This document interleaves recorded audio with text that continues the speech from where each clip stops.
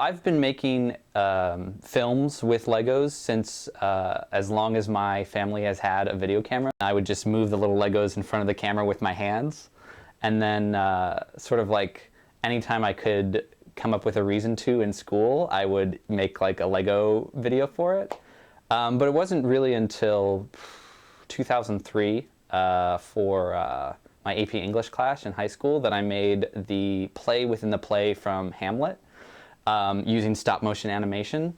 And that was sort of what got me launched into like my current Lego animating trajectory. This is my box of all the tiniest Lego pieces. It's very important. After that sort of play within the play from Hamlet, I then decided to take everything we had read that year in AP English and condense it into all the plots and characters into one crazy big long movie, which I called Lego Movie 2.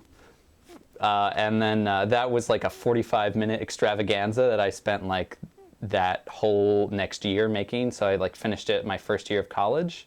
I was like, you know, I had a lot of fun making this, but it's really hard for anyone to follow what's going on or engage.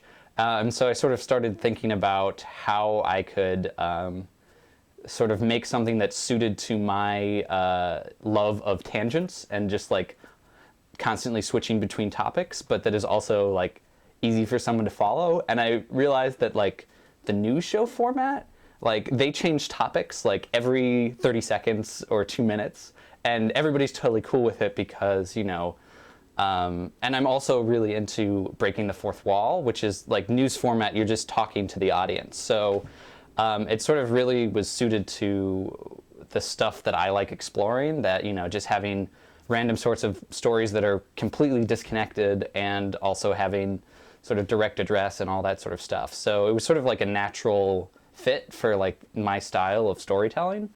And so it was 2007 where I first wrote like the first script.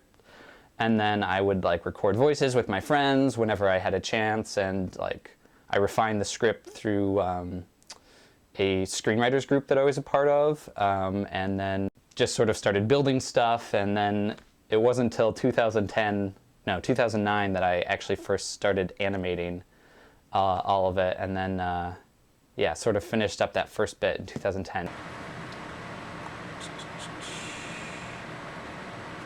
The next chapter in the Nightly News at 9 series is called Robots, and yeah, it's sort of New Block City, which is the hometown of the Nightly News at 9, gets invaded by these teeny tiny little robots, and then you know, they're reporting on that and other related stories. And so I started working on it, started animating back in the fall of 2010.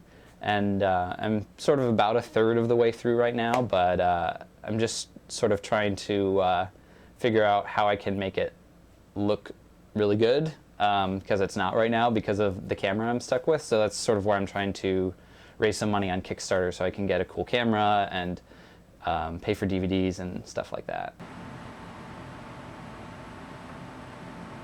Sort of my process is, you know, I write a script, I record the voices, you know, anyway, like a professional animation would be done is like, you know, you record all the sound first and then you animate to that. So, you know, I cut it all together in Final Cut, and I have, you know, I know that, for instance, Phil Brickley is saying the word robots for, you know, half a second, and that equals 7 frames of animation.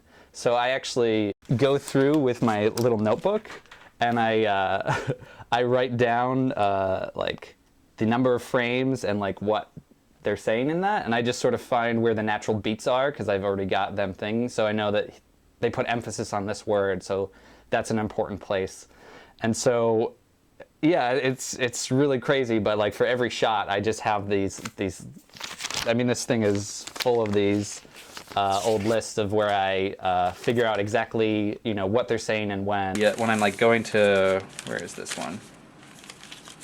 Here we go. Like, so when I'm like on my way to work in the morning, and after I've written this and recorded the voices and stuff, I'll like sort of do little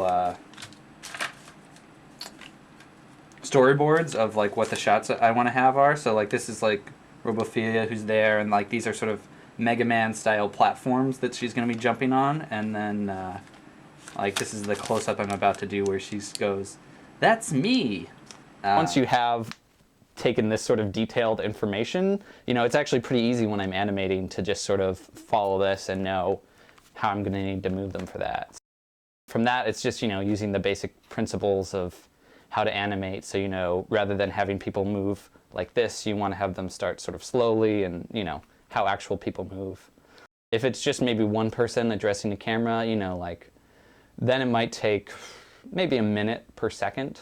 But if I've got, you know, like a robot chiseling away at a block while, you know, in tandem with like 3 robots doing that in tandem while something happens in the background, then I might spend like 2 hours on a single second of animation. Like, so I spent chapter 1, which is about 24 minutes long. I recorded about 100 hours of animating time that I put into that. So that's like, what, 5 hours per finished minute, something like that.